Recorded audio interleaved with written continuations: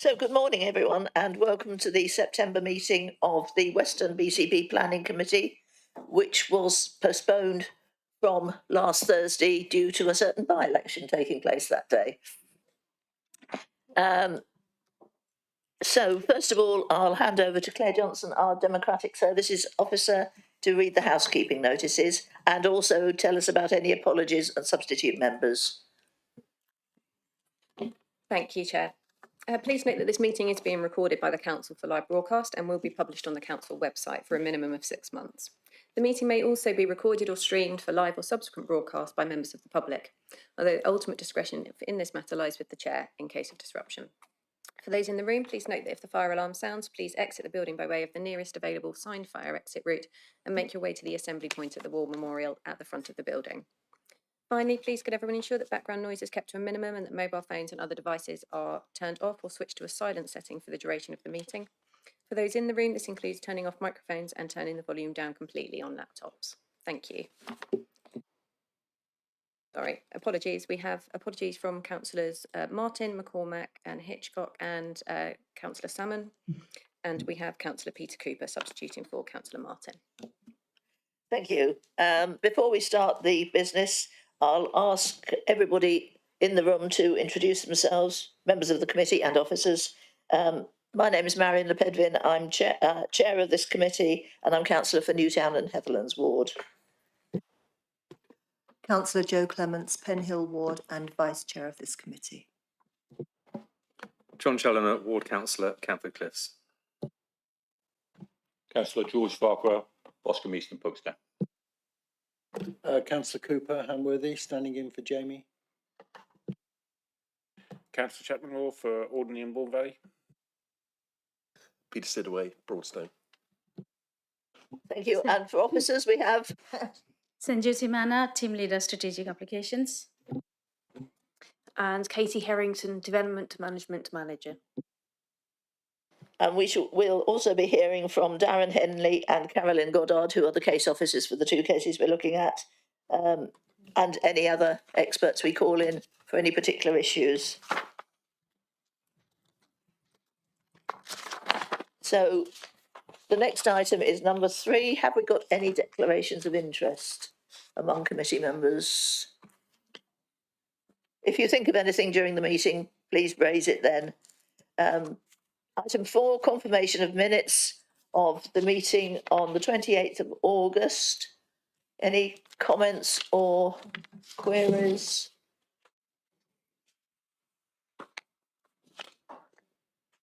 Otherwise, is everybody happy to accept them as a true record? Can I have a few yeses or nos or whatever? Thank you. Agreed. I'll sign those in due course.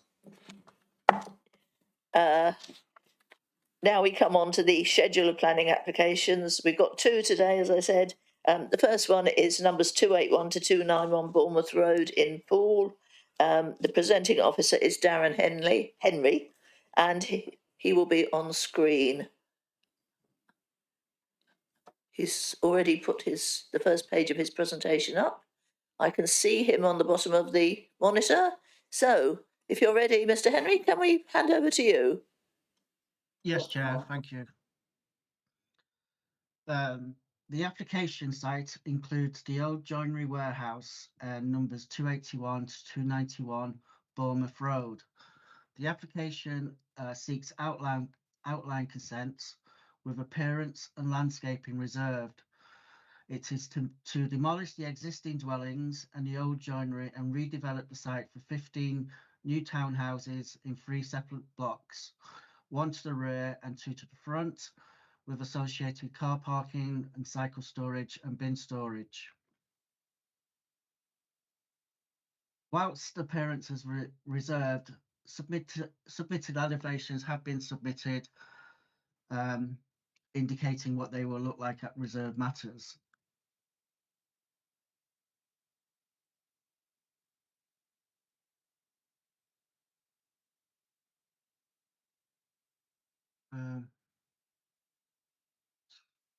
Sorry, Chair.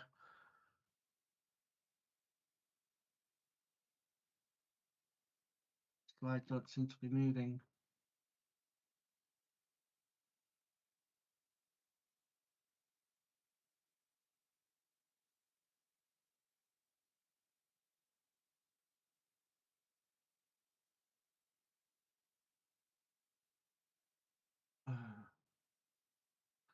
Hello, sorry about this. I can't seem to move the slides. Oh, there we go. Okay. Sorry about that. This slide shows you an aerial view of the site, and this is in plan. These are the 6 houses here to be demolished, and this is the old joinery to the rear.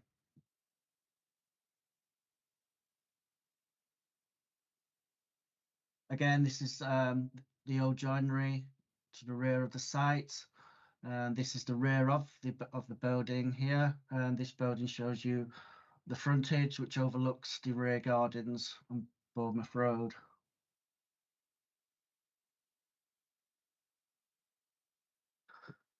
This slide here gives an indication of the buildings within the vicinity of the site. Here in green shows you some flats of a similar scale, height to that proposed. Along here, converted shops which are also 3 stories in height. Over here on the corner of Langley Road and Bournemouth Road is another apartment block of 3 stories. This site here is the St. Joseph Warburgers Church, and approximately 800 to 900 meters to the northwest is the Upper Parkstone District Centre, and Bournemouth Road itself is a sustainable transport corridor. So the site is located in a sustainable location, close to shops and amenities and public transportation. This is the block of flats at the corner of Bournemouth Road and Vale Road. Again, you can see it has 3 stories. This is the one that's on the corner of Langley Road with Bournemouth Road. Again, 3 stories in height. This is the old church, which is has a quite large massing.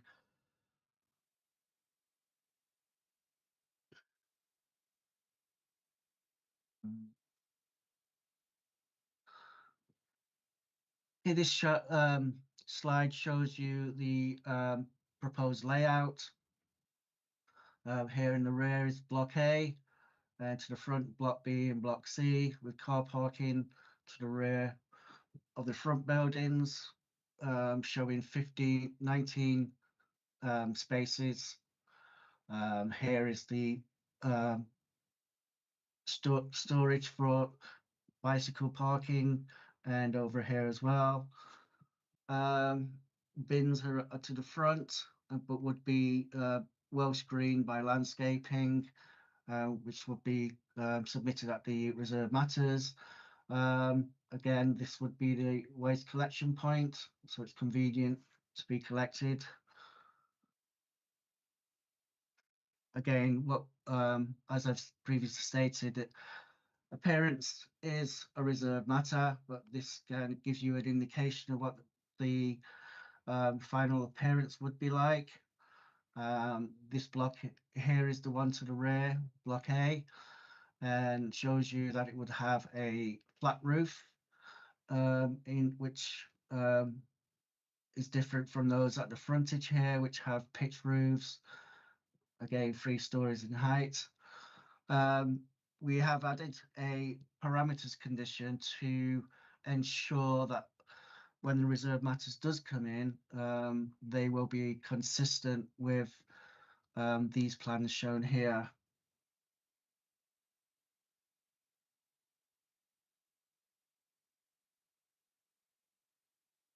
This plan shows you the ground floor. Again, landscaping of Reserve Matters, so further details will be submitted at the Reserve Matters stage, but this just gives you an indication. Our 15 units will comply with the National Described Space Standards with regards to total floor space, and also the bedrooms are also in compliance with the minimum space standards. This shows you the first floor, which has the bedrooms and bathrooms and so forth. This is the third floor, which again has bedrooms.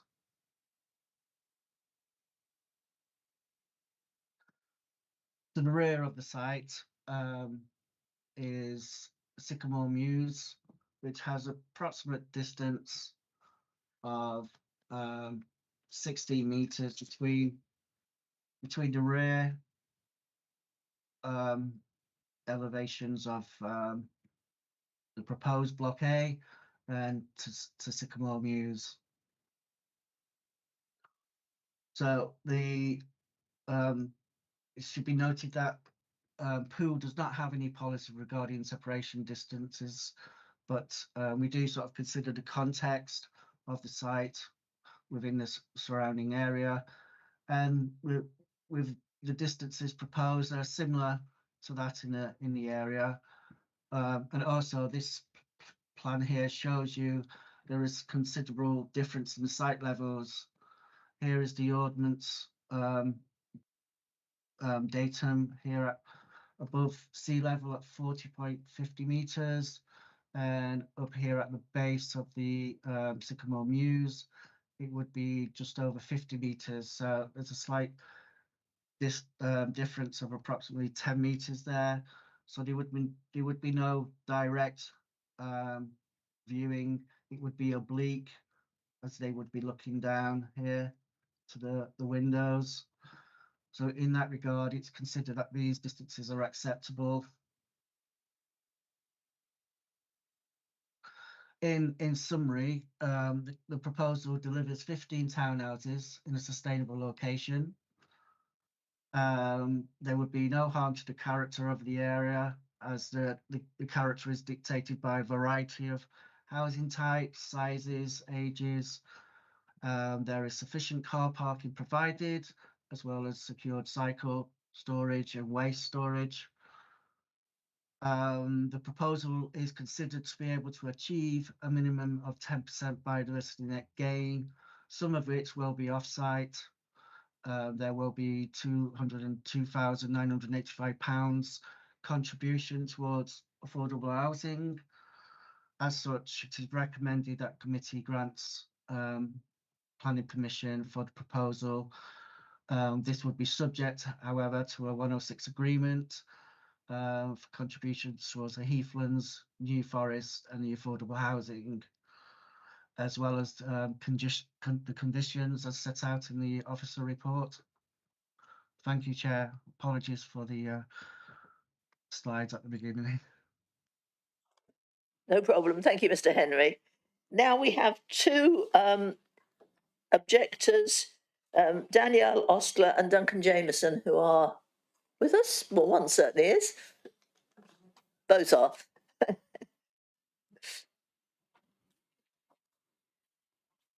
Hey, good morning Have all. 5 minutes between you. Thank you. I'm Okay. Duncan Jameson. I live at number 7 Vale Road to the rear of the development and also represent the neighbours at number 9 next to me. I'm objecting on 3 main points. One is the loss of privacy. Block A places 3 houses behind my property and 2 behind number 9, each with multiple windows looking directly over our bedrooms. The site cross-section that you've just seen and the final report significantly misrepresent the visual and privacy impact. The claimed base level of my house at 50.5 metres is inaccurate. The cross-section shows number 9 eaves at 50.1 metres, which is roughly the same as mine, suggesting a more realistic base level of around 48 metres, which brings Block A's windows much closer in elevation than the plan indicates. Moreover, the cross-section drawing appears misleading. The roof of Unity Court, outlined in blue, is nearly a metre higher than number 9's eaves, yet is drawn level, understating the true height and visual impact of the proposed development. On proximity, while the planning officer notes there's no local policy in Poole on back-to-back distances, several nearby councils enforce standards. North Somerset, 21 metres, Exeter, 22 metres, Southampton, 21 metres, plus 2 additional metres per 1 metre elevation difference. Bournemouth's former design guide, 21 metres. By contrast, the proposed distance between Block A and number 9 Vale Road is only 12.8 metres, which was in the last document submitted, far below these benchmarks. It's suggested that number 7 and 9 have a tight proximal relationship, but like many detached properties, this is side by side and not back to back. I've got concerns around the retaining wall. Including the foundations, the proposal involves excavating approximately 6 metres directly along our boundary, not including the 1 to 2 metre slope down from our properties. This raises serious concerns about the potential of subsidence in our gardens. The distance from my boundary to block A is just over 5 metres. With the retaining wall, I would suggest this will leave a 3 metre north-facing courtyard garden faced by a 6 metre high wall. I don't see how this addresses the urban design team's original concerns about outlook and amenity. Additionally, there is a proposed planting scheme which is behind the retaining wall, sitting outside the development boundary, and it encroaches onto our land. And then my third point is the right-of-way. While I understand the planning officer's view that this falls outside the formal planning scope, I must correct the claim that the rear lane right-of-way is not supported by any current legal title. It is clearly articulated in my title deeds, as well as those for number 9 Vale Road, Unit 2 of the Old Joinery and 287 Bournemouth Road. The latter two form part of the proposed development. It's also referenced in the council-owned section of the lane to the rear. For access, this is vital. 3 Sycamore Mews at number 9, it's the only way to access their rear garden without going through the house. Without it, basic maintenance such as fencing or decking repairs would be made more challenging and disruptive. And then lastly, the planning officer's conclusion that the scheme delivers much needed lower cost 2-bedroom flats is misleading.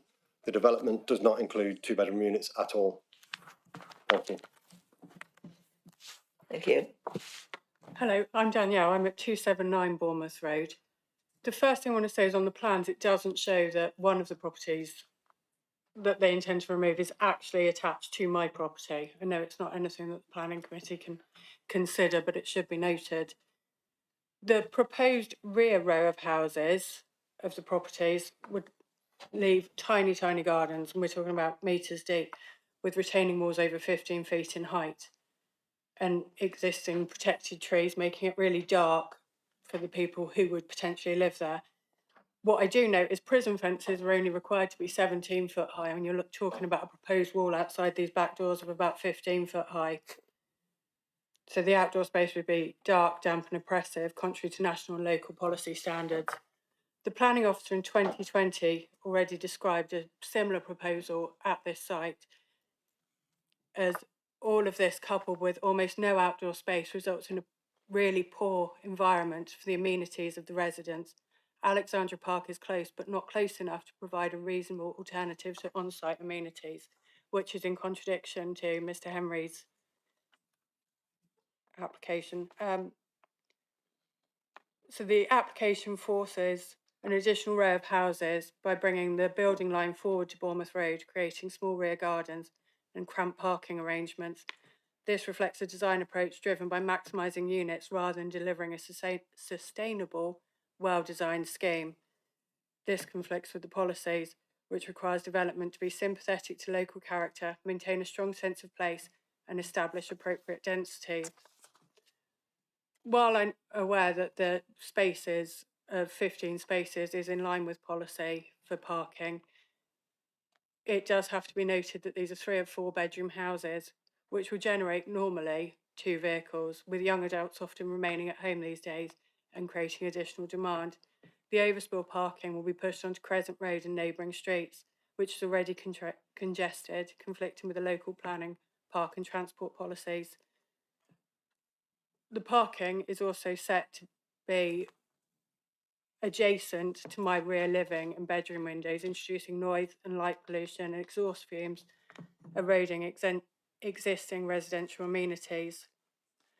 I'm sorry, I've got to interrupt you there. You've had more than your 5 minutes now. So I'll ask you to stop at that point, please. Okay, can I ask you then to have a copy of my notes so that we can have our objections heard? We won't have a chance to read them. I'm sorry, you've overrun your time. It was quite clearly stated you would have 5 minutes between you. And, yeah, unfortunately there's no clock. I would have assumed you'd had a trial run. I'm sorry. It's a shame, because unfortunately I really do think this needs considering at a level where we take into account all the residents and not just a profit margin. Thank you. Thank you. Thank you.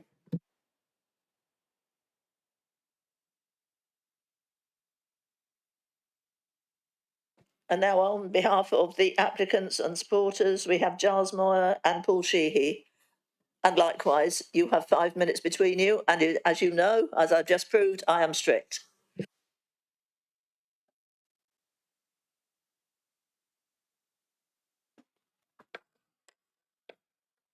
Chairman and councillors, thank you for the opportunity to speak in support of the application on behalf of the applicant. The applicant, as you've seen from the officer's report, has sought pre-application advice from officers, which has both informed and guided the application which is before you this morning. As detailed in your officer's report, no objections have been raised from statutory consultees, the applicant being able to amend the proposed plans to address comments that have been made during the course of the application. To confirm, the Highways Officer, Tree Officer and the Urban Design Officer, amongst others, have all confirmed they do not object to the application. The proposal will deliver 15 family homes, 3 4-bedroom properties and 12 3-bedroom properties, replacing the 6 subpar properties and commercial units which currently exist on the site. Each of the proposed properties will benefit from their own private gardens, and the units fronting Bournemouth Road will have a landscape frontage which significantly improve the street scene for Bournemouth Road. The roof heights have been designed to align with 279 Bournemouth Road to the west and 293 Bournemouth Road to the east, the building line reflecting the existing arrangement along Bournemouth Road. The mews houses at the rear, as you've seen from the cross-section, are lower in height than the current roof line of the warehouse and have been moved away from the boundary of 279 to provide additional privacy, and that's shown with the 45-degree line on the plans. With the council only being able to demonstrate a 2.1-year housing land supply, the tilted balance weighs in favour of the proposal, and the proposal will deliver much needed housing in a highly sustainable location. I hope you're able to support the officer's recommendation and approve the application. Thank you, Giles. Thank you, Chair, and thank you, members. Just firstly, I wanted to reiterate that this has been a process that started well over 2 years ago now. Has gone through all of the from pre-app through to multiple rounds of application advice. It's become, I think, very much a collaborative approach. We've been very, wanting to adopt any good suggestions that have come up from the council, and in fact adopting the latest designs that came from the council's head of design. So, from a personal level, I just wanted to let you know, I'm not a developer. I'm a local resident of 30 years. 8 years ago, I had my office. My creative agency was in the warehouse. So I really grew to love the area, love Penhill shops, the accessibility of it, and I, crazily enough, had a vision to try to do something that would drastically improve the area and kind of the concrete jungle that existed in front of the warehouse, and slowly acquired all the properties that we see today over that journey.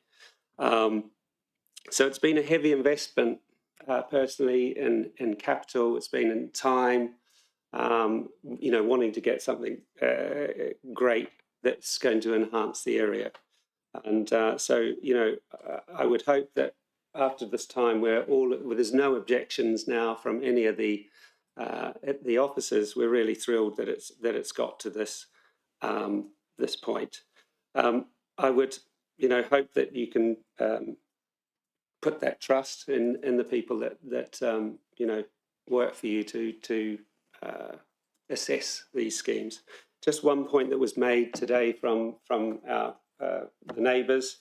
They mentioned that the access to 3 Sycamore Mews has a gate, and it's their only access. This is a gate that he's installed literally within the last couple of months because of this, to try and gain access to this right of way. That hasn't been there. There's been no access to any of those properties for the last 30 years. It's been a bramble bush, brick walls, huge lock gates to the road. It's a long time extinguished right of way. So I just wanted to correct that. It simply hasn't and is not their access to their garden. But thank you. I hope that we can find the right decision today. Thank you both. Thank you.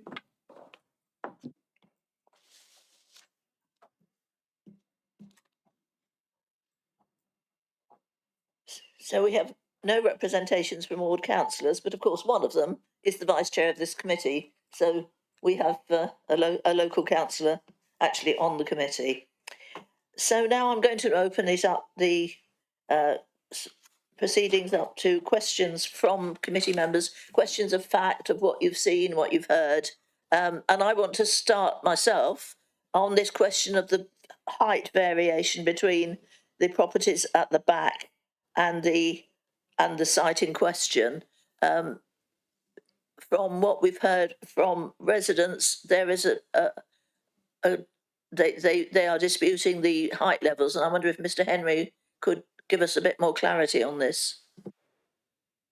Okay, Chair, thanks. Yeah, the plans submitted by the applicants and agent state the heights, site levels. There has been there is some excavation that will go down in here. So in considering the professional status of the agent and stuff, we do tend to believe these are the correct levels. As stated here, it does state 40.50 meters above the sea level, and here at just over 50 meters. So in considering that,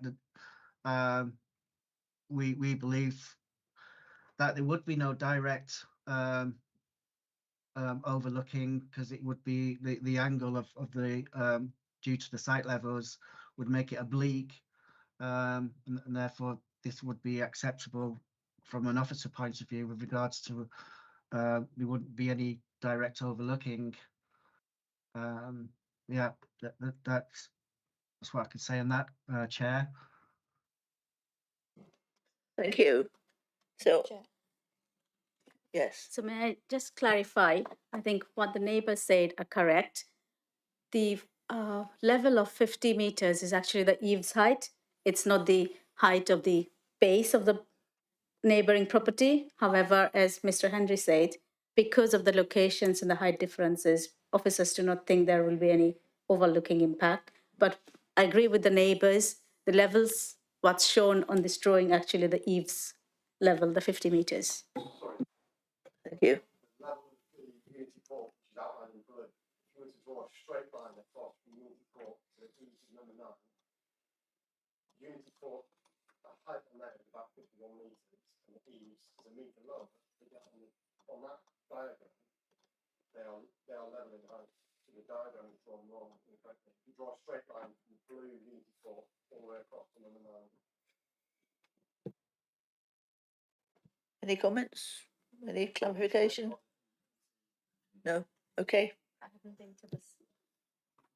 haven't been to the site, so unfortunately, I do not know the levels of Unity Code. Just looking at this drawing, what's been presented in front of you, my interpretation is that the 50 meters level is shown is the eaves height, what the neighbors are suggesting, and I agree with that. Okay, thank you. I think we'll have to move on to other questions. Councillor Sidaway. Just to follow up on that, has Mr. Henry visited the site? Yes. And you're happy that the levels described reflect, even though you haven't checked them? Well, I have checked them here.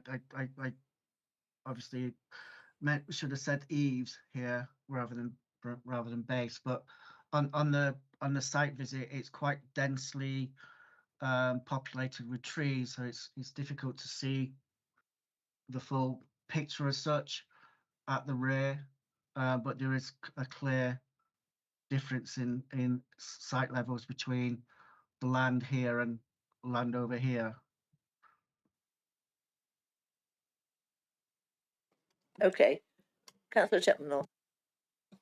Yeah, moving on slightly from that, the pathway that's down the back of the present at the moment, is that a right of way, or is it just an access path that was used for something else? Well, I think the access was at a time used for the old joinery. The applicant has submitted information that states that no one has that right of way any longer. It has long since passed. Visiting, I noticed that there was actually parking for the houses on the rear of the houses on Bournemouth Road that are not part of this scheme, the ones nearer to Crescent Road. So presumably they have a right of way of access, or is this just informal? Oh, sorry, just going to come in just to remind members that issues of ownership and rights of access are not matters, they're material to planning. Obviously, I've provided a legal consultant on the application, so that is something, if this scheme were to be successful, that would be sorted out outside of the planning process. Thank you. Yes, Councillor Farquhar. Thank you very much, Chair. It's greatly concerning. I have two questions I want, but just on this question of the public right of way. I know that many councillors here will have worked with the public right of way officers over disputes, etc., and development within their wards.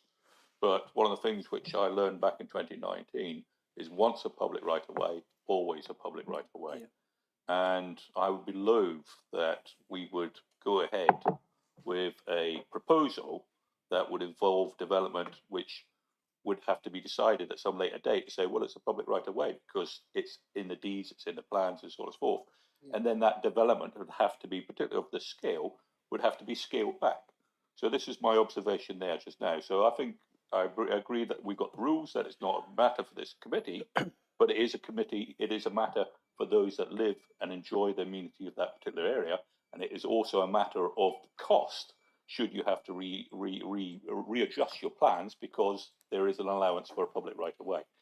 My observation, though, is, and a question for the officer, is that even though the local plan doesn't say about the distances, I'm very pleased that the objectors are brought to the committee's attention the distances which are acceptable between properties, particularly that 21 metres compared to what has been measured again by the objector of 12.8.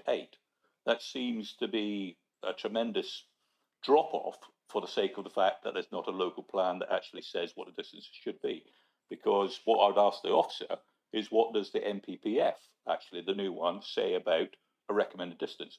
I'd also like a technical question about the fact that there should be an increase when there is this oblique angle, e.g. that one property is higher than the other, of adding a metre or 2 metres for each metre in height difference. So I'd like to ask a technical question of the officer that what does the MPPF say as regards what is the recommended distance for overlooking either way, to be honest with you, because again, that affects the amenity. If I had somebody staring down at my windows, I would be somewhat upset for the property. So that's the question I'd like to ask, Chair. So there is no stipulated distances in the National Planning Policy Framework. The pool area doesn't have any stipulated policies either.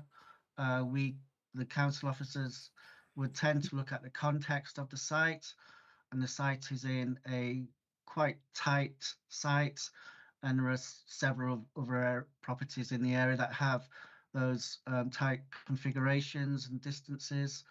And with regards to this site, it is this site is actually is lower than the site at the rear, so it would be properties to the rear that would be looking down on the application site as such. However, the angle is quite oblique, and so it wouldn't involve any direct overlooking or loss of privacy, which in context, officer, myself considered this is acceptable. If I may, Chair, I'd like to ask a follow-up question, but I'll let somebody else go. Okay, Councillor Challoner then. Thank you, Chair. A couple of points. First of all, I'm always concerned when we're told that we will basically trust an applicant's drawings. Now, I know that a professional agent is involved. I'm not suggesting there be any misdoing on their part. However, if we're not independently verifying that, I do question sometimes the accuracy that we're expected to take as the truth that is being presented to us, which might suggest it or actually back up some of the concerns of the objectors. And actually, there was I remember being on this committee some years ago where actually a property was developed allegedly along drawing lines. Then when it was built, actually it was about a metre and a half higher than it should have been, and it came back to committee and we had to approve it because we couldn't evidence the harm done at that time. And so I do have concerns, and I absolutely sympathise with the objectors on that issue. And again, I also have concerns with regards to the distances at the rear of the properties. And whilst there is no guideline, do we have examples of similar developments being allowed to be built so close to properties behind them, which would present similar overlooking? Have we effectively established that as a case in point that we would allow, or is this something that perhaps is testing the limits as to what would be deemed acceptable? So can we have any clarification? With regards to the point on trust between professional agents, that's the nature of our game as such. Does tend to be a level of trust between officers, council officers, and the professional agents. With regards to the separation distances, just in this area, you can see there are several areas where there's quite tight configuration between buildings. Here, these buildings over here, and these buildings.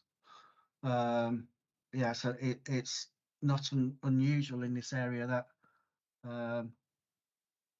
you have quite a compact layout.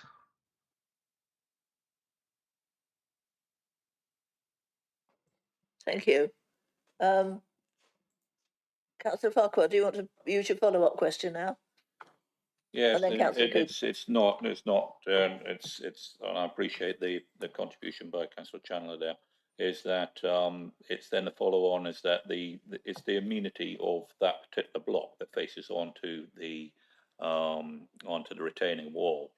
The observation which I'd make is that the officer says that it stated that it was difficult to see the differences in the heights, and there is a degree of trust in the actual measurements. But my real concern is that the narrowest of the spaces, and I'm reminded of a friend of mine who lives, in this sort of compact side of things.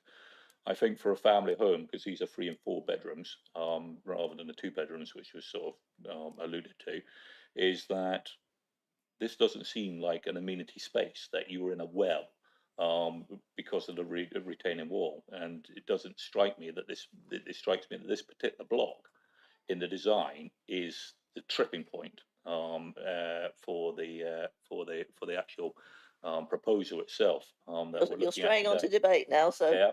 But my concern here is that because the site visit hasn't established the heights, it hasn't established what the amenity is for other similar properties in that area that have this sort of small courtyard at the bottom of a well, and what the amenity would be for those people moving in. So I think we have to take into consideration that as well, because this isn't a question, George. There is a lot of less.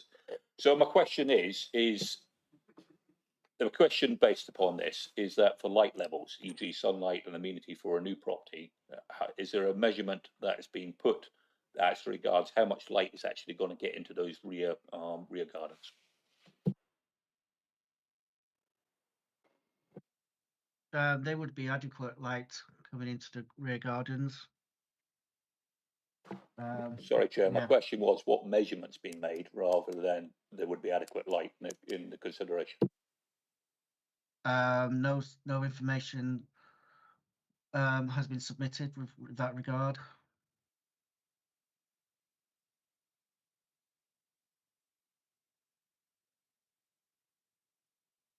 So, any further thoughts from the room, the officers in the room? So the policy we're looking at is policy PP27, which requires provision of satisfactory external amenity space for new and existing occupiers. The gardens are small. They will receive some sunlight, particularly overhead, but they will be shadowed as the sun moves round. The test would be the BRE's guide for daylight sunlight. That assessment hasn't been carried out, but the test is quite low in terms of residential gardens, unfortunately.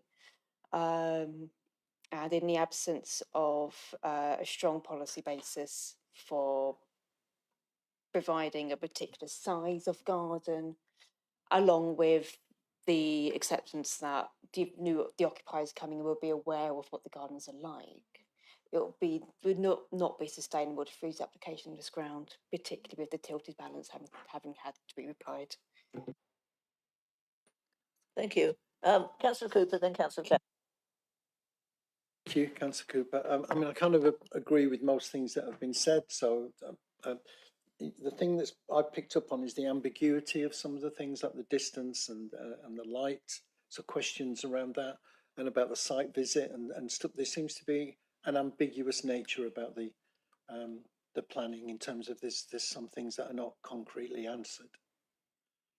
So I'm just a little bit concerned about that. The right of way, distance between the buildings, the fact that they're in a well with no light or shadow, or the size of gardens, and there's no policy to protect people on that.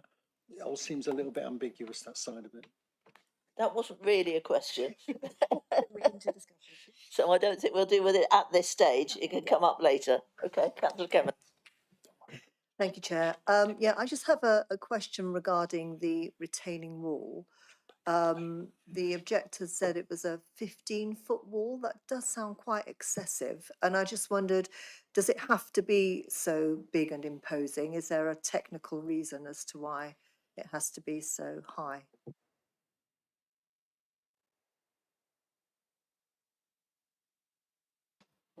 Councillor Henry or Mr. Henry, not Councillor, sorry. I'm not too sure if there's a technical reason for that, to be honest.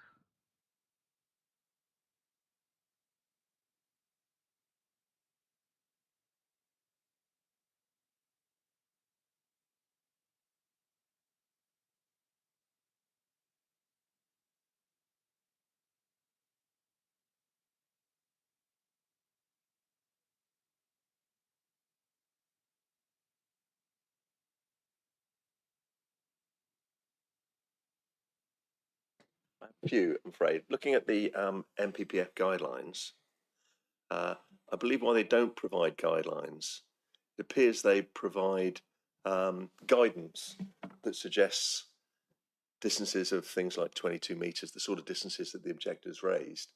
And I wonder whether the officer has taken that guidance into account in his decision. So, again, clarification, please.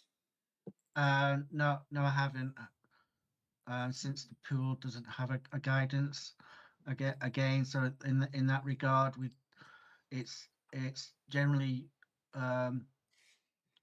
more useful to use the context of the site in this matter rather than what's stated in the MPPF.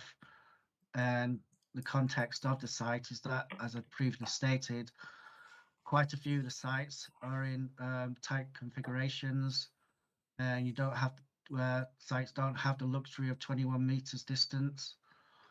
They're a lot shorter than that. It would be good to be able to ignore the MPPF from time to time, but I don't think that's usually something we get away with. I was interested in the previous application that was declined. That hasn't been mentioned. There were a lot of reasons why it was declined, and I wonder if the officer could walk us through those reasons and tell us how they've been overcome on this occasion. I don't know.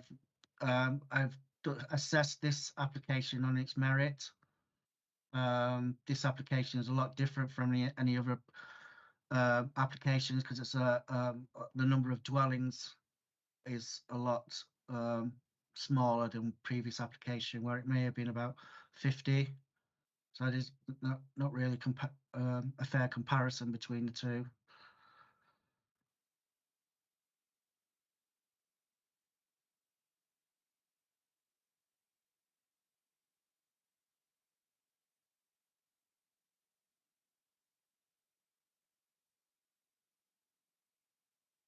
Sorry, could we be reminded of the exact size of the rear garden of that block? Because I had a quick look, I can't immediately re-find it. So Well, some of the gardens are slightly different, but say block 8 is approximately 37 square meters.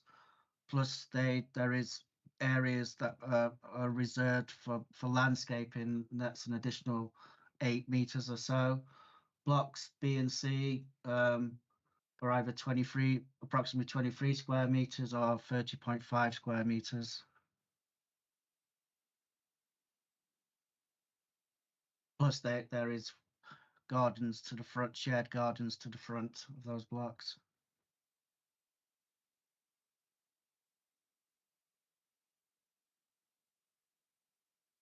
Yes, officers? Oh, so we're just having a look through the NPPF and we can't find the reference to 22 metres. Are you able to cite us what paragraph that is?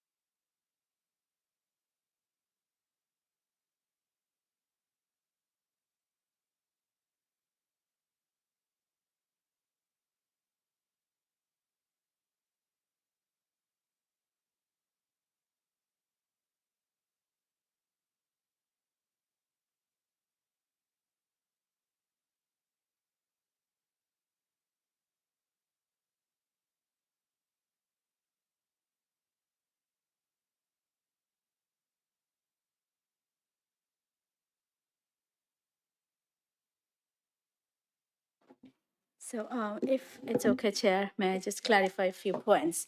So actually, as far as I'm aware, the NPPF does not specify any distances. It states that appropriate level of amenity will have to be provided for both the current residents as well as the future residents. It is for each local authority to decide if there is any requirement, and that would be clearly mentioned either in a policy or in a SPD, that is supplementary planning documents like design guides. So for example, in Bournemouth, if I remember correctly, the separation distance for 1 to 2 story houses and separation back to back between habitable windows is 21 meters. And that's specified in the residential design guide. However, for the pool, we do not have any such specific separation distances. And similarly, for the residential gardens, pool policies do not specify any size or distance. Thank you. So if there are no further questions, and I see no indication there are, we move on to the debate about the whether or not we wish to accept this planning application and recommend for acceptance or refusal. So we've had some views expressed when they should have been questions, but Councillor. Yeah, with the situation where we've got a dispute over the heights and this viewing angle into that garden, and the light into these gardens of this rear block. I mean, I'm quite happy with the front block. That's fine. It's that rear block. It's pushed so far back into the site, and with the levels being so different, it's I'm a little bit I'm just filling space while he. So yeah, it's that these height levels, the discrepancy in the claimed height levels between what the residents are saying and what has been in the report. And I'm also a little bit loath just to trust. These figures should be checked, in my opinion. It shouldn't. We shouldn't just take the applicant's word for it. Not, surely that's part of the thing is to check some of check these figures. I'm very concerned about this. The rear block. Councillor Fogg. Thank you, Chair. Just to add to that, as a follow-on, is I'm in agreement, and I think nobody in the committee has mentioned anything else on the actual application regarding the other two blocks. It's this sticking block. It's this block to the rear that all the questions and hopefully I anticipate that the debate will be about. Is that in the debate itself? I mean, in the questions, it was mentioned about PP 27. That the planning authority has to satisfy itself that the amenity of the space standards and that the test is low. But it seems to me that just on the basis of the plans, basis of the objections that's come in, is that the test might well be low in reality, but I would be loath to approve based upon that final block to say that a future occupier would go, well, that's my decision. I'm going to live in there. I don't think that satisfies the responsibility of the local authority to provide sustainable, reasonable housing, particularly when they're family homes, that you build in an amenity space outside, which is in a well. So I'm not making a move, but essentially I'd like a little bit more satisfaction as regards PP 27, because that seems to be the sticking point for the future amenity, not of the current residents of that particular area, but future residents. And I don't know if this is the type of property that, as a local authority, we would like to build in that particular block. And it's that particular block which seems to be the sticking point. So that's just my observation for the debate, Chair. Thank you. Since nobody else is indicating at the moment. I'd started, so I'll finish. To quote. I mean, there's a lot to like about this application. Basically, that it's houses, 3-bed mainly houses, which is what we need. We don't need the proliferation of flats, particularly 1-bed flats that we usually get to committee. So that, in my mind, is a very big positive. But like so many people have already indicated, either by the tenor of the questions or by the few comments we've had so far, the sticking point also for me is the back. To put the biggest houses, 4-bed houses there with virtually no amenity space, practically speaking, at all, just seems wrong, because a 4-bed house almost certainly will have, one would hope there will be children there wanting to play. I know there are areas roundabout. I mean, another area that hasn't been mentioned is Branxton Wreck, which is similar sort of distance to the areas that have been mentioned. So there are plenty of amenity spaces not too far away, but if it's young children, you can't send them out to cross, I mean, in main roads or whatever. You need something on the spot. And even the gardens of the front blocks are quite small. My son happens to live in a development quite similar in Exeter, so nothing local. I know what his garden is like. He has nothing at the front, admittedly, but at the back, his garden is about 40 square metres, and that seems quite small. So these are even smaller than that, which, I mean, would be okay if that was the rear boundary. I'd forgive that. I'd accept it.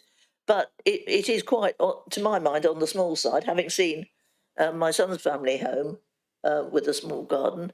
But it is the back ones, the sticking point, with the 4-bed houses, particularly, with virtually no amenity space, quite apart from the overlooking and the 15-foot wall and all that, that I'm worried about, shall we say.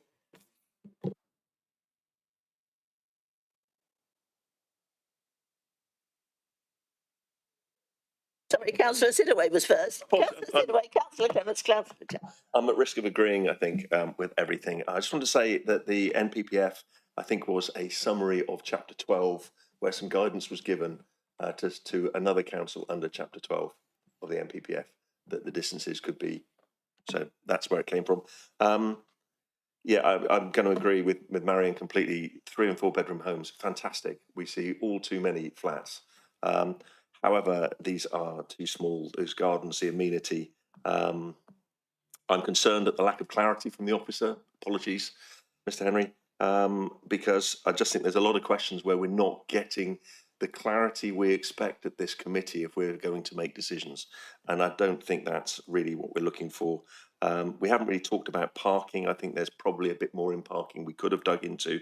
The height issues not being clarified, not taking the light readings. Yeah, it's very hard to support, even though it is such a shame because it is 3 bedroom and 4 bedroom properties. Thank you. Councillor Clement. Thank you, Chair. I've got a bit of a heavy heart with this one, to be honest, because as I agree with my fellow councillor colleague, Councillor Sidaway, and with the Chair, we absolutely need these types of properties, and particularly in that area. I think it's an ideal location, but it does seem rather cramped and overcrowded and not making the best use of the land, I feel. And I also agree that there is a lot of ambiguity surrounding the facts as they're meant to be, but they don't seem terribly reliable. So yeah, a great pity, really. Councillor Challen. Thank you, Chair. I think I'm really going to be echoing other members of this committee. There is much to be liked about this particular proposal, but I absolutely get the concerns of some of the local residents, and I think if we are going to go ahead with such a scheme that's going to possibly have such an impact on some people who live close to it, then we need to know 100% exactly what we're approving, and I don't feel that confident at this moment in time. Thank you. So from the comments, I haven't heard anybody speak as if they would support this proposal. So therefore, since we haven't had a motion, I'll make a motion that we refuse this application contrary to officer recommendations for the reasons we've stated. We'll have to go into more detail, but particularly lack of amenity space, concerns about the details of separation distances, both spatially and vertically, and no doubt there will be other reasons that people want to add, but particularly on those reasons. Are there? Well, I need a second. Well, do I need a seconder if I'm proposing for the chair? But thank you. So it's now been proposed and seconded. Do you want more detail for reasons for refusal at this stage, or once we've done a vote, assuming it is carried? Yeah, at this stage, I think would be good. Right. So, any more reasons to add to the ones I mentioned myself? So, just want to clarify, I know discussion has been had about height and separation details. So normally the way the officers would address that is by receiving level plans, existing and proposed, prior to commencement. Would that address your concerns rather than have a reasoned refusal for that? Oh.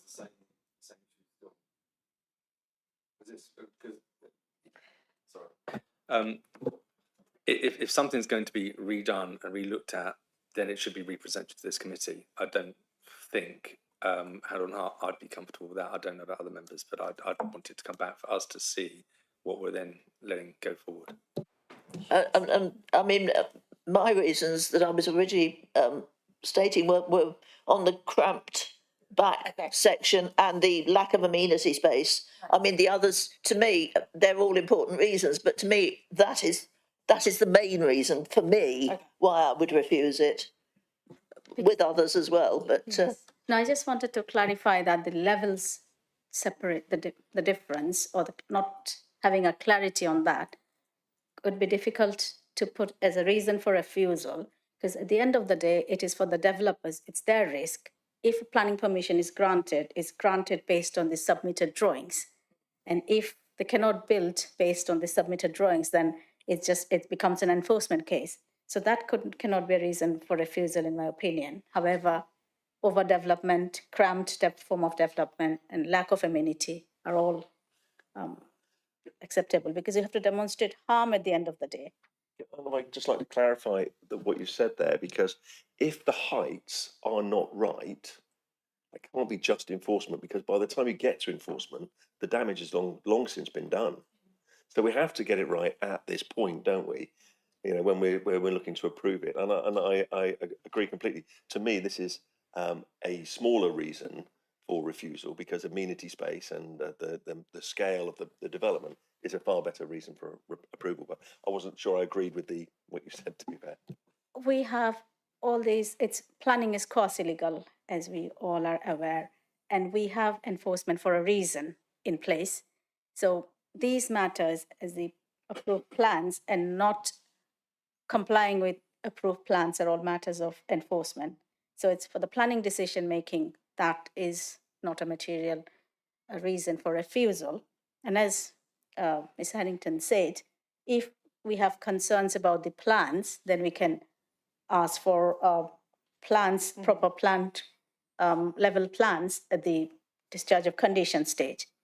And just for information, no bearing on this particular application, recently in London, a court has instructed a block of 214 flats to be demolished because it was not following the approved plans. So enforcement does work. Councillor Challoner. So, Chair, and just to come back on that, I also know that subsequent enforcement doesn't always work, because it didn't happen in this area when I've been on the planning committee previously. However, to be able to move forward, if we were to remove that issue from our objections, that it's not something that could be appealed, but to stick with the principal points of your motion, then I'm quite happy for us to move forward on that basis. And you're happy that there are sufficient reasons to give? Yeah, so the reason before members at the moment is paraphrased regarding the cramped form of proposals, including small amenity space, would be Particularly I can't say it, the back block, block A. black block.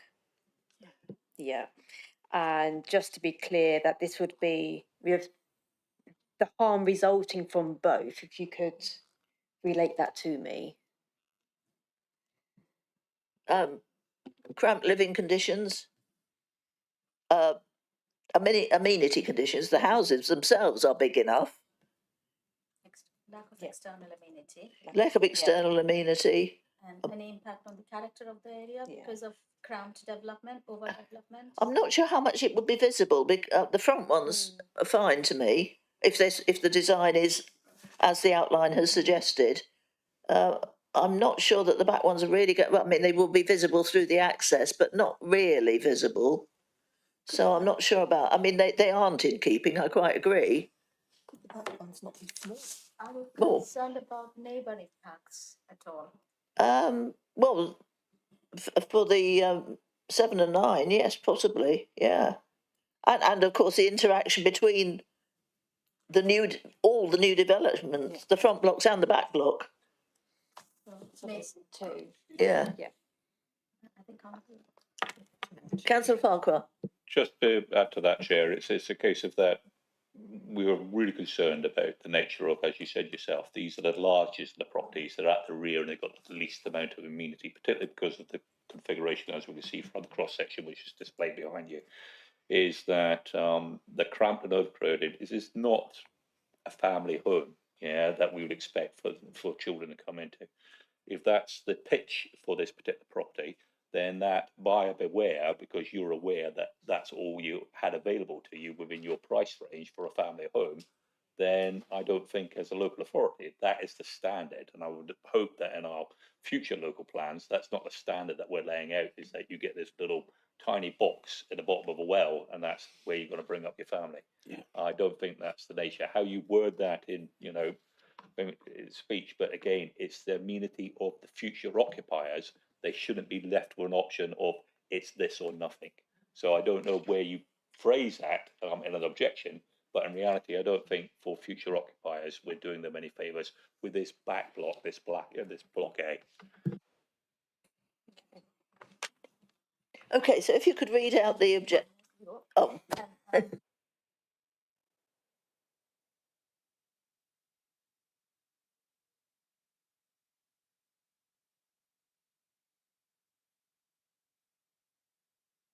Discussed is this proposal includes a contribution of more than £200,000 as affordable housing contributions. There's another positive of this proposal. So if we are refusing this application, that needs to be included as lack of all these planning obligations as a reason for refusal. Okay. So if we could have the reasons for refusal as we've now discussed them. So obviously this is subject to final agreement of precise wording by Chair and Vice Chair and the Head of Planning Operations. So paraphrasing, the proposal due to its cramped form of development and resulting substandard amenity space. Particularly for Block A. Block A. Substandard external amenities. Yeah, external. Would result in harm that would not be alleviated by the benefit of additional housing. As such, the proposal would be contrary to policy PP27 of the Pool Local Plan and the NPPF. The second reason refusal would be due to proximity of Block A to the residential properties to the rear. There will be a harmful level of overlooking that will result in harm to residential amenity, contrary to policy PP27 and the NPPF. Then all the section 106, the absence of a signed, completed a 106 agreement, the proposal would not comply with the relevant policy provisions of those required to be secured by section 106. So we have the motion to refuse for those reasons. Proposed and seconded. Vote now, please. If you wish to refuse this application, will you vote now? Sorry, 1, 2, 3, 4, 5, 6, 7 Which to is refuse. also, am I reckoning unanimous? So thank you very much. But before we go, I do hope we do get good plans coming back on this site. There's so much, as we've all said, we like, particularly the fact that it's houses, 3-bed houses. So, you know, we'd like a better application on that, because as I've said, there's so much that is good. It's just that Block A at the back, really, which is the sticking point. So thank you very much, everybody.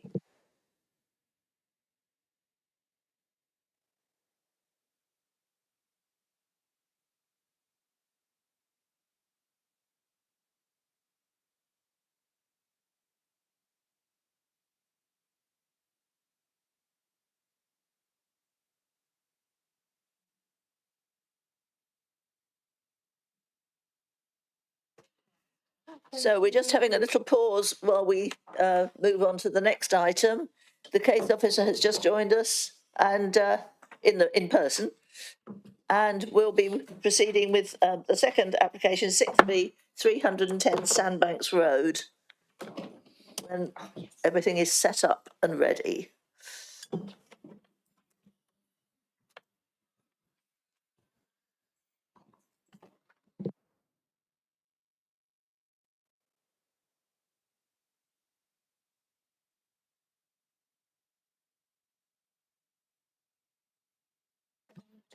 Mr. Henry, we can bid you farewell now. Thank you very much. Thank you. Bye.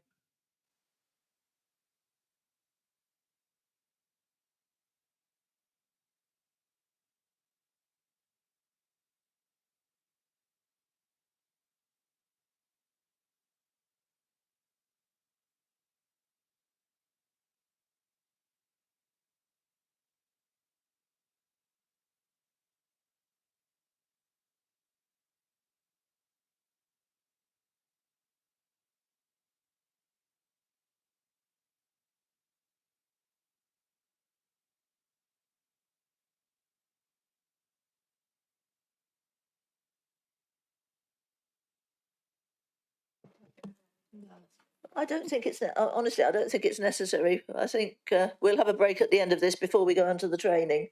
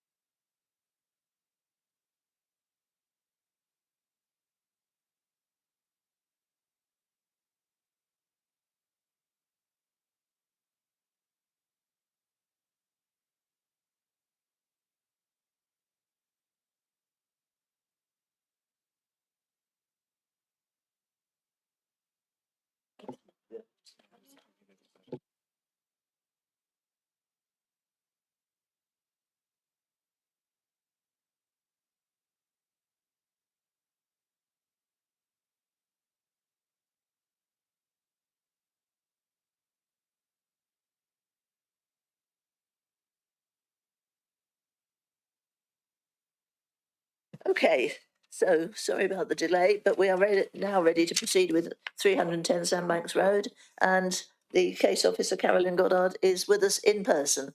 So over to you. Good morning. Thank you, Chair.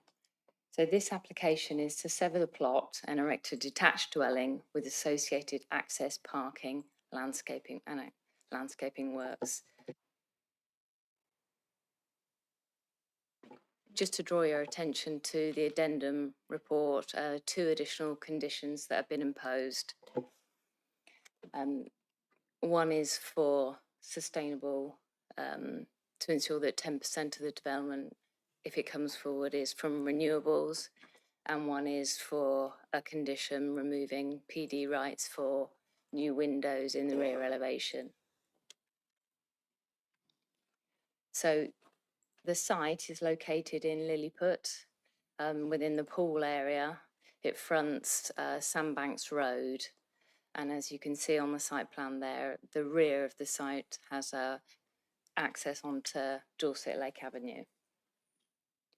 And here's an aerial view of the site, just showing the vehicular access to both Sandbanks Road and Dorset Lake Avenue.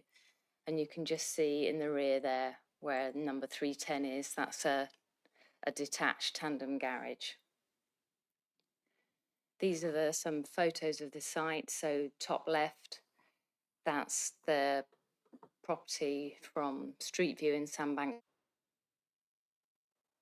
Is a street view in Dorset Lake Avenue. And bottom left, that's the rear of the site, showing quite a large dormer in the rear of the house. And bottom right, that's the tandem garage that I was talking about with the gravel drive onto Dorset Lake Avenue. So this is the site plan. It just shows how the site is to be severed widthwise. So retaining the principal parent house at 310 and creating a new 3-bed dwelling with vehicular access fronting Dorset Lake Avenue. So parking for 2 cars, some landscaping, and 07 there shows a courtyard garden.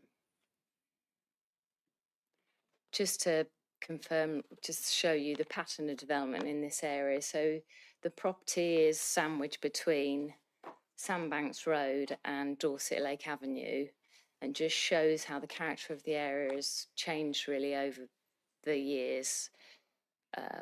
Planning permission was originally granted at Peel in 2012 to sever one of the plots in this area. And now you can see, just looking at the aerial photo and the plan on the right, which is more up to date, shows how almost all of those properties have been severed, mostly widthwise, but you'll see 2 just at the bottom there, 314 and 316 Sandbanks Road, that have been severed lengthwise. Our property is 310, so that and the one next door at 312 are the only ones actually in the street that haven't been severed. So the character of the area is quite changed over the years. This property is 3 stories, 1 story at basement and 2 above. A modern design, very contemporary, with use of contemporary materials and large expanses of glazing. But given the number of properties that have changed in the been introduced into Dorset Lake Avenue with a variety of materials, this is in keeping with the street scene. And just showing there that visual gap. So the blue dotted line is the outline of the existing garage, and that line is maintained. And then at first floor level, the property steps in. And this just shows you in an indicative street scene how that first floor level is stepped in, so that it reflects the depth of the house at 310, so that it doesn't project beyond it. Just showing that all the visual gaps between the properties in Dorset Lake Avenue are maintained. And you can see there the house being relatively low compared to number 13 Dorset Lake Avenue and the parent property. It's quite sort of modest as an intervention in the street scene. And again, this plan just shows how the gaps are maintained in the street. This just shows some examples of the properties that have been introduced into Dorset Lake Avenue. So the one in the middle is the site next door, the green one that's referred to as sort of New England design. And then you'll see other properties where they've been subdivided, larger actually, 2 and 3 stories, where the visual gap, because of the additional height, looks a bit narrower compared to the subject proposal. Just in terms of landscaping, BCP trees and landscaping were consulted on the original proposal and wanted some more landscaping into the front of the property. So just showing there that they've introduced some hedging and trees on the front facing Dorset Lake Avenue. Just if I flick back to those properties here, you'll see how that softens the streetscape and is similar to the one at number 13 Dorset Lake Avenue. In terms of neighbouring amenity, just looking at the plan in the top left, it shows the setback of the property from the parent dwelling as being a bit greater than the one between 308 and number 13 Dorset Lake Avenue, which is the established separation distance, so it's greater than that. It also, if you look at the plan to the top right, you'll see that there's no windows in the rear elevation, and there have been concerns raised about neighbouring amenity, so it's thought prudent to include a condition to ensure that there's no windows that can be put into that rear elevation at ground or first floor level. Just showing the side elevation in that photo bottom right, the windows there are obscure other than that side window. That side window is on the corner, so it returns and shows a clear view from the front of the property. So in terms of the impact on neighbouring dwellings, 312, 310 and 308, their privacy and a setback is such that their privacy is maintained and there's no sense of sort of oppression given the distance between the dwellings and the subject dwelling. In terms of the neighbouring dwellings on either side, 13 Dorset Lake Avenue, the New England style house, there are the 2 windows. The ground floor window shown in that photo, it serves a utility room. And that window that I've mentioned before is a corner window, so allows light and view towards the front. And as I said, there's no windows in the side elevations, and no windows can be installed in the side elevations at first floor level under permitted development. In terms of the property on the other side, it aligns with the garage that faces onto Dorset Lake Avenue. And again, there's no windows in that side elevation. So the amenity of those properties is protected. In terms of the amenity of future occupants, they've got a relatively small courtyard garden. It's a bit smaller than the one next door, but the subject property is 3 bedrooms, so a bit smaller.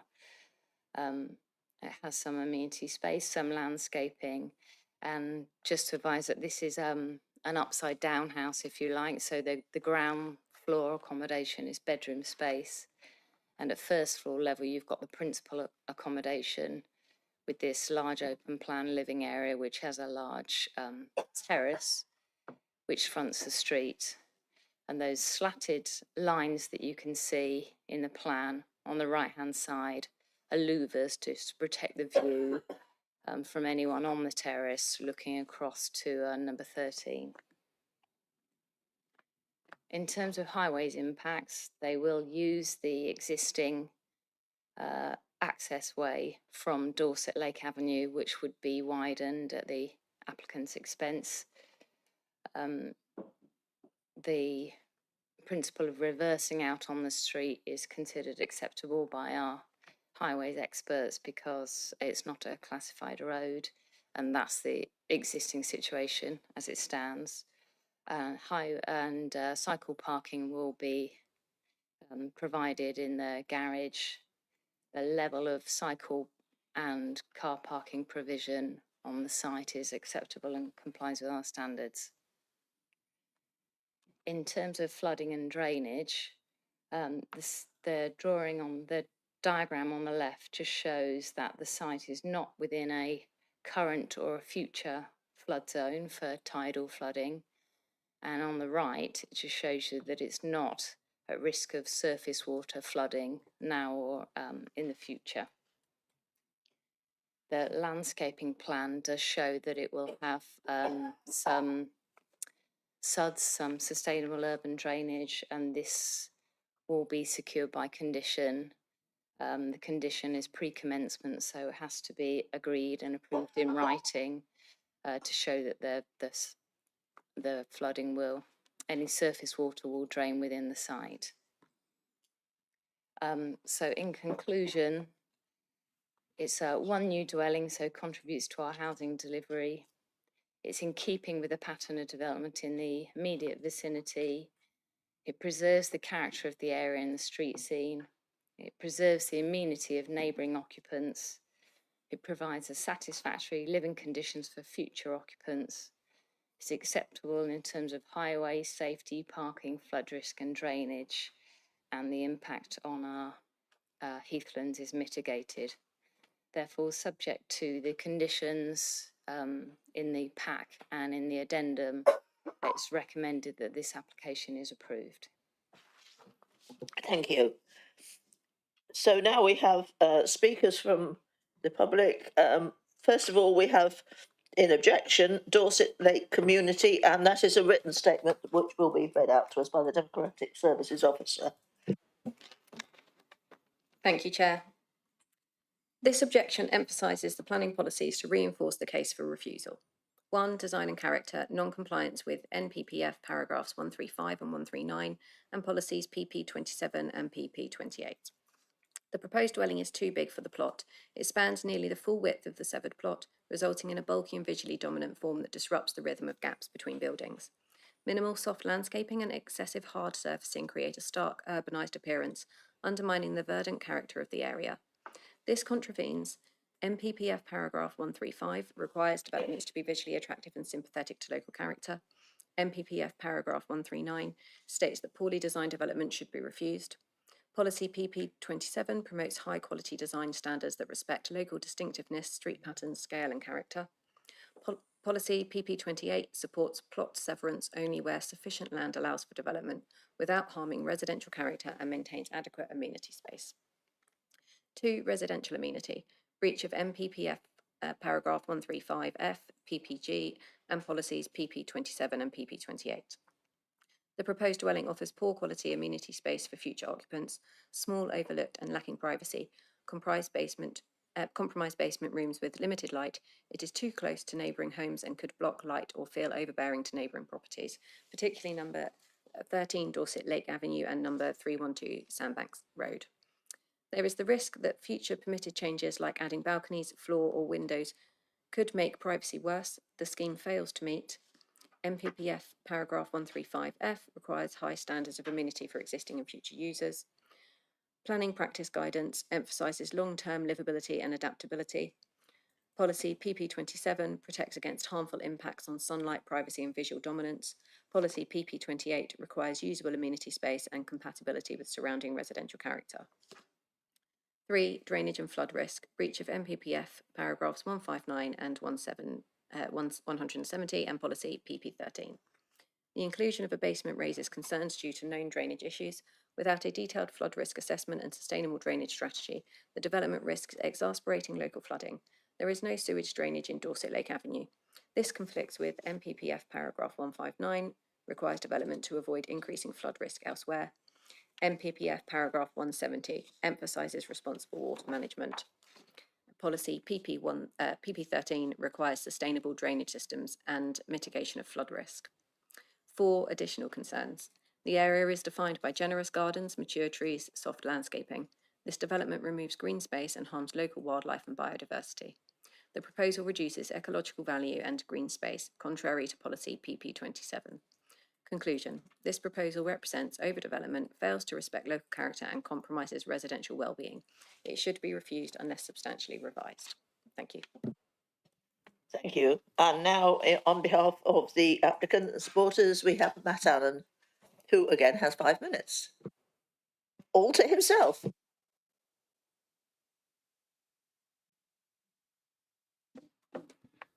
Thank you, Chairman. Hello, members. My name is Matt Allen, as you heard. I'm a Chartered Town Planner and Director of Pure Town Planning. The Planning Officer has comprehensively explained the full details of the proposal in our opening presentation to you.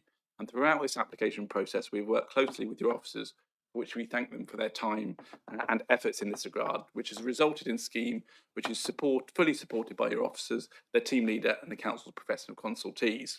I wish to briefly outline the main reasons why we feel planning permission should be granted today, in line with the officer's recommendation. Firstly, the principle and character. BCP Council has a significant shortfall in housing, and as such, the benefits provided from the supply of new homes must have significant weight and a tilted balance in favour of granting planning permission. The proposed development lies close to Lilliput Village Centre, within an existing residential area. As you can see from the aerial site plans previously shown on the screen, historically all these houses between Sandbanks Road and Dorset Lake Avenue were single houses on long plots. And over the past 15 years or so, one by one, they have all been subdivided, all but two, with this new infill house fronting and running along the eastern side of Dorset Lake Avenue. This is the next one in line, and the existing plot size is very similar to the combined plot sizes of 308 Sandbanks and 13 Dorset Lake, directly to the north.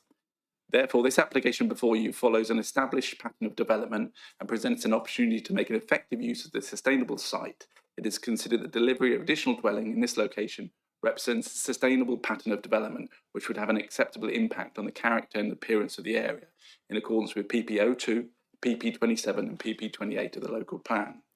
Secondly, amenity.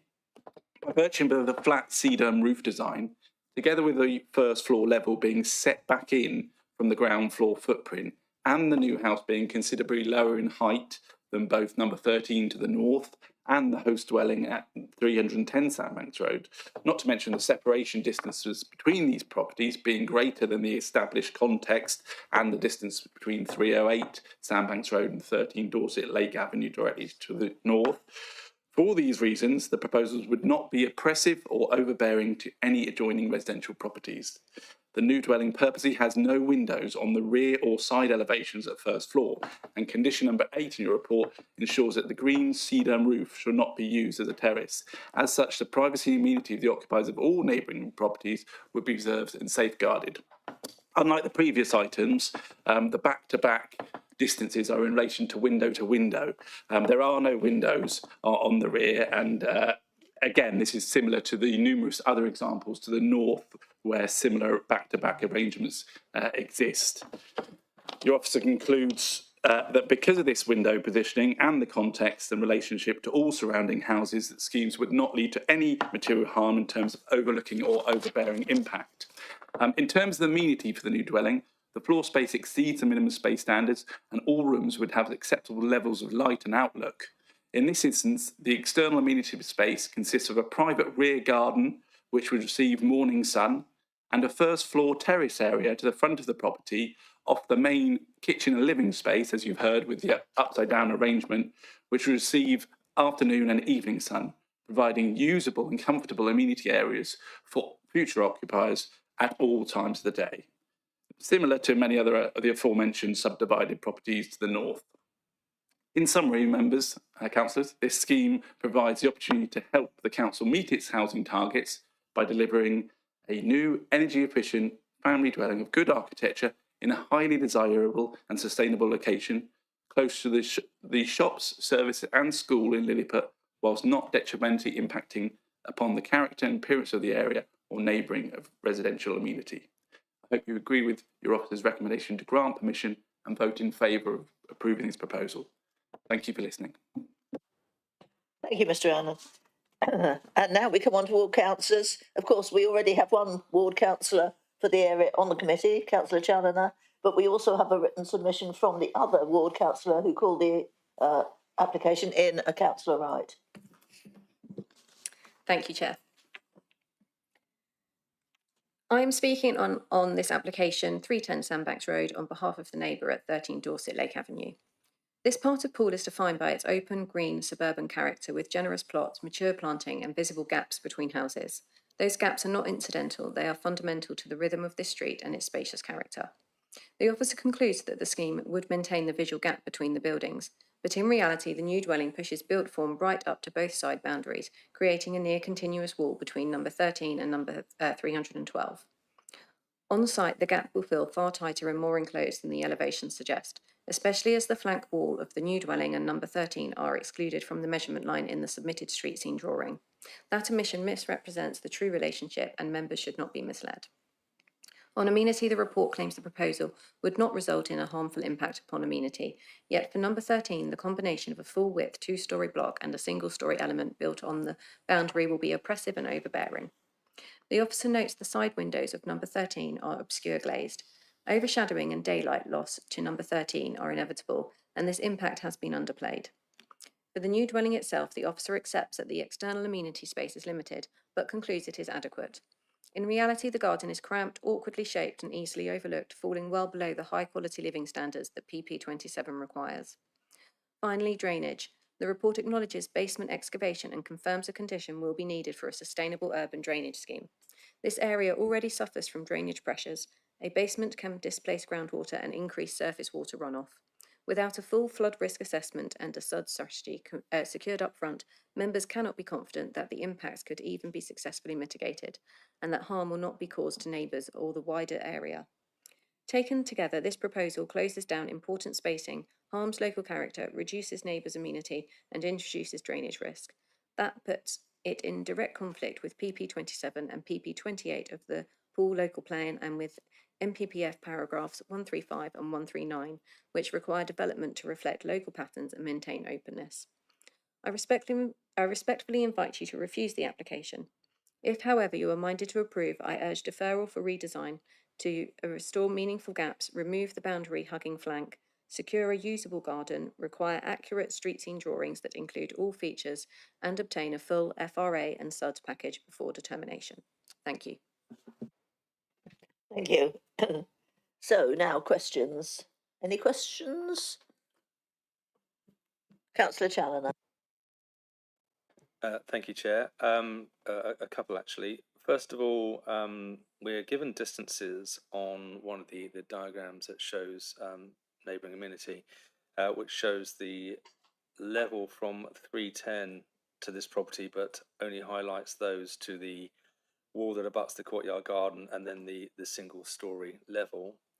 But doesn't give us the distance between the rear of 310 and the rear of this proposed development, which admittedly, while single story, but we just haven't been given. And I think that could be a factor. So I'd certainly like to know that. And secondly, as was highlighted in that previous objector comment, has a flood risk assessment been done, and what impact would or could building a basement and B, effectively concreting over a significant part of the garden in this location add to flood issues? Thank you. So, Ms Goddard, can you help us out? Thank you. The separation distance between number 310 and the proposed dwelling would be over 14 metres, and that would increase to 18 metres at first floor level.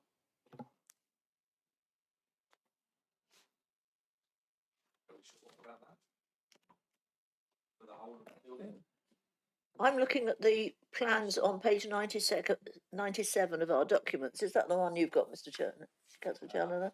I'm flicking between various PDFs on the camera. Such is the choice we have. Because the property effectively is almost an L at the back, I want to know the distance between the extended part of the L and the rear of 310. Yes, the one I'm looking at doesn't include that. It's 16,000 as it's put here, from the bay window to the central section, the higher section, but not to the edge of the single story.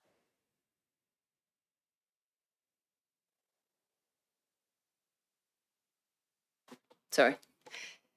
In regard to the flood risk assessment, while we just measure the plans, is not within an area at risk of flooding, either from tidal flooding or from surface water flooding. So I don't need the FRA, but I did speak to the drainage team, and they noted that the SUDS drawing, the landscaping plan does show that SUDS would conform to British standards, but because of the concerns raised, we've put the condition on that they have to provide the surface water drainage as a pre-commencement condition before any works can begin, and the applicant has agreed to that condition.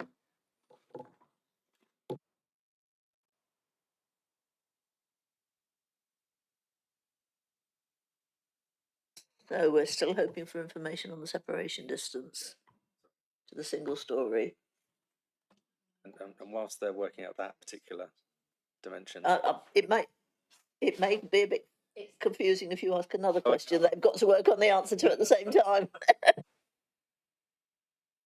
So you're asking for the distance between the rear elevation of 310, whether the bay window is, and the L of the single story, and that is, this is a rough estimate because I'm measuring it based on I've got it on the screen actually. Oh, you got it? Okay, you go. No. Oh, yeah, and as a rough measurement, it's 9.3 meters.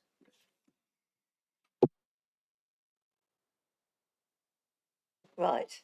Now your next question. thank you, Chair, and thank you for that answer. And just one other thing, given that it's been flagged that the property at number 13 has a courtyard garden, and this proposed development has a courtyard garden, albeit quite small, do we have any measure of comparable areas there, in so much as if we're being told that that's a sufficient outdoor amenity space, what is the area that's being proposed?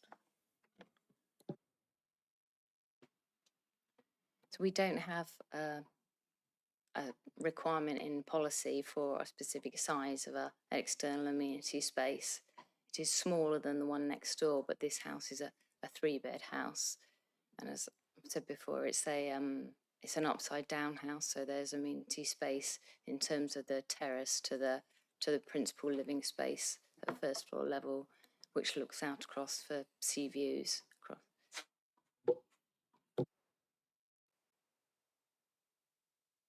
Thank you. Any more questions, councillors? The terrace, I was just interested in.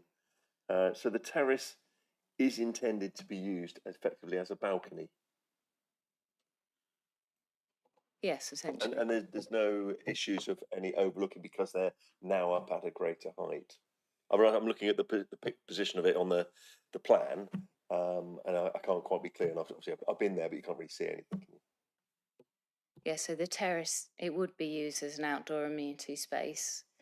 There's louvers to protect any views towards 13 Dorset Lake Avenue, and the remainder of the views would be across the street. I did note the louvers and wrote that down and thought I didn't quite understand exactly where they were when I looked at the plan. Can you elaborate slightly for us?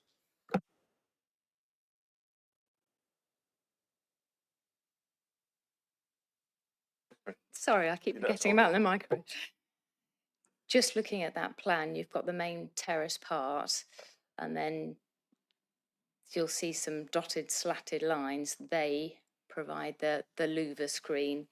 So that's towards number 13 Dorset Lake Avenue. So just protect their amenities. Okay, just as a follow-up, I might be missing the point slightly, and I realise I'm pointing at my screen and no one can see it. But if I look at item 6, the terrace, the slatted louvers are not around it. They're further along. And I didn't quite see how they couldn't sit, say, in front of the number 6, where that is, cast their eyes to the left, and look straight at next door. And I didn't see what value the slatted louvers were, other than if you were inside the building looking out.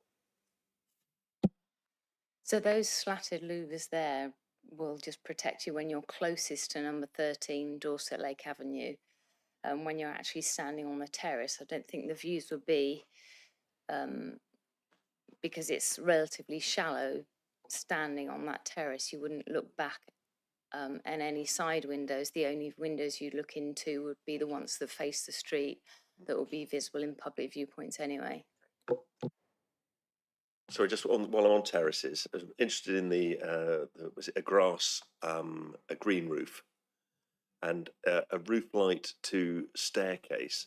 So it is intended they can go up there, and I know there's a condition that says they can't use it. How are those conditions sort of enforced, other than enforcement if they don't? Is there any sort of checking of how they're used? Yeah, so it's a green sedum roof, and like you say, with a roof light, but it would have a condition, say, not to be used as a roof terrace. And I think it would be quite self-evident if it was to be used as a terrace, because you'd have paraphernalia on the roof that would indicate it. And as it's a flat roof, it would need some form of balustrading that would be development in itself.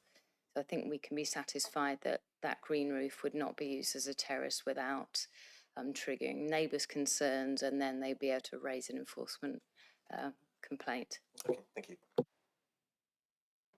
Any more questions? I don't see any coming up. Right, debate. Any thoughts about whether or not to accept this application? Councillor Challoner, your patch, you get first dibs.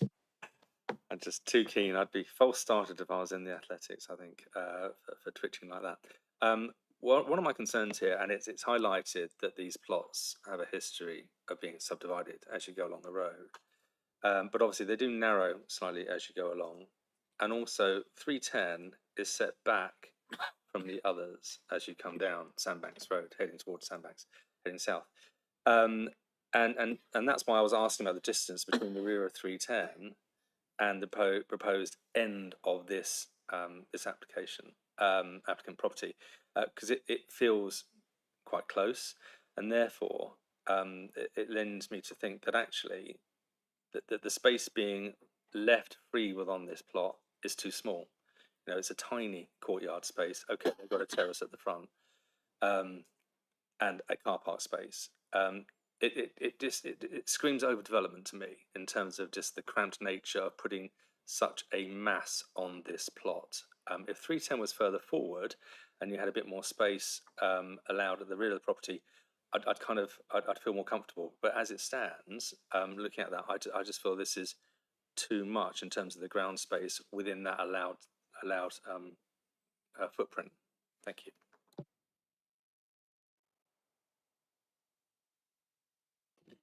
Everybody's reluctant to speak on this one. Councillor Sidaway. Yeah, so looking at the design, I think that you only have to do a 360 turn when you stood outside it and see plenty of properties that look a bit similar. So I don't think that's an issue. I think it is overdeveloped slightly. I think they've been a bit greedy with the space. I think it could be smaller. I don't like the small garden. It is edge to edge, although 13 isn't far off edge to edge. I accept we're not looking at we're not standing in front of it debating that. But I can't see a reason to go against it, even though I think it has been slightly stretched. Councillor Cummins. Yeah, thank you, Chair. I'm inclined to agree again with Councillor Sidaway. I don't really struggle with the small courtyard garden because there is an amenity outdoor space to the front as well. So that kind of mitigates that for me. So, but in terms of the design, it's very similar to others along there. Yeah. That's all I can say about it, really. But I can't really find a reason to not support. Yeah, I'll make a motion to grant permission. Oh, sorry. Yeah, well, yeah, I'll come to Councillor Chapman in a minute. Anybody second? Was that a second, or is this to speak? Yeah, this is a second. Okay, and you wish to speak? Yeah, I again agree. It's a bit greedy, but it's a massive improvement on street scene, in my opinion. If you look at what's there, it's just a wooden fence with a garage. So it's anything. It's an improvement over that. But as you say, the garden is a bit on the small side, really. The terrace is a bit on the small side, but I like the design. It's in keeping with the other new builds that are nearby. You know.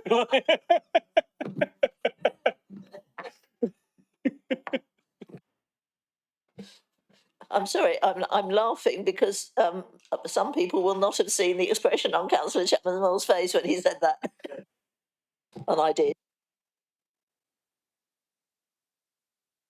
Thank you. I must admit, I mean, the principle of plot severance is established, but that can't be an issue, and nobody's raised it as an issue anyway.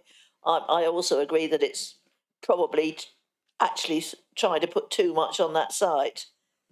Would have been better slightly smaller, but you know, it's marginal, and I can't really object on that. Councillor. Thanks, Chair. And just to add, I mean, yeah, I don't have a problem with the design itself. I mean, there is a real mix of architectural styles there.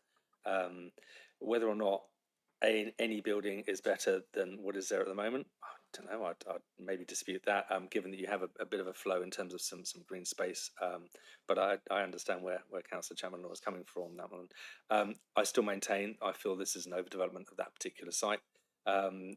I mean, if you look at it, it's almost, when you look at the red boundary that's presented on that overhead on the diagram, that it's literally almost all property with a tiny terrace and a car park space. So, in my opinion, it's overdevelopment. I don't have an issue with the subdivision per se, but from my point of view, it should be the plot should be pushed further back. But I think we know where this one's going. Thank you. I can't. I mean, as a personal preference, I don't like the design, but it's in keeping with lots that's going around. So, I mean, personal preference isn't an issue. Can't be a planning issue. And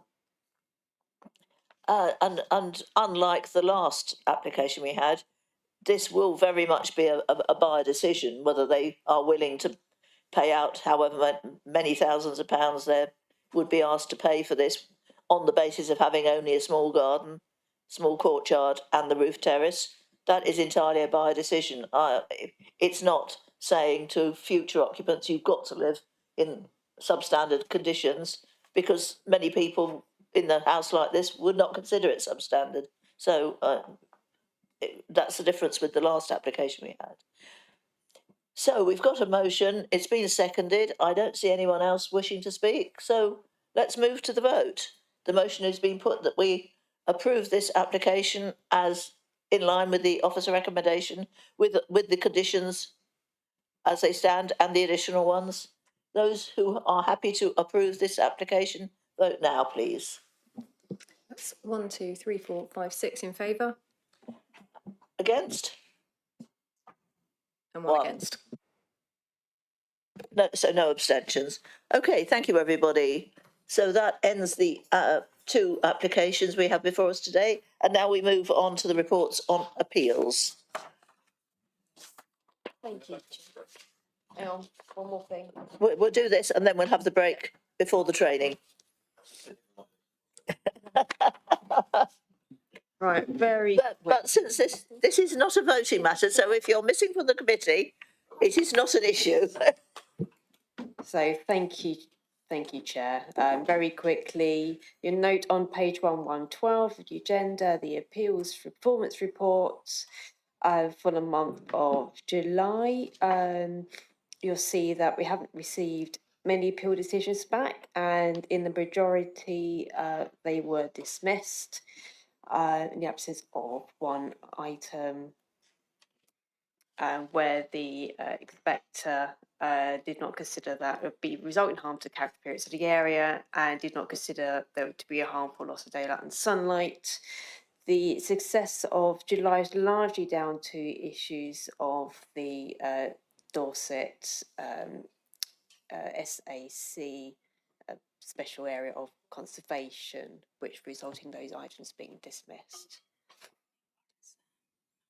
Yeah. Okay, thank you. That's it. Thank you. I don't know about the rest of the committee, but I would find it helpful if it could be annotated whether they were a committee decision or a delegated decision, because, I mean, obviously we can learn from all decisions, but if it's a committee decision, particularly it affects our future decision making. Yes, they will be made clear when that is the case. I did wonder as well whether there was any analysis of, I don't take this the wrong way, but are these officers needing education on, or us if it's our decision, on you said it was, you know, whether there was a common reason. Are we learning from it to make sure that this improves over time, I guess is the question. Yes, so the reason partly why we started doing is not only to sort of keep yourselves as planning committee up to date with appeals, but also officers. It is officers do get a copy of appeal decisions, and we do reflect on those as being professionals. We need to learn about and keep abreast of how policy is moving.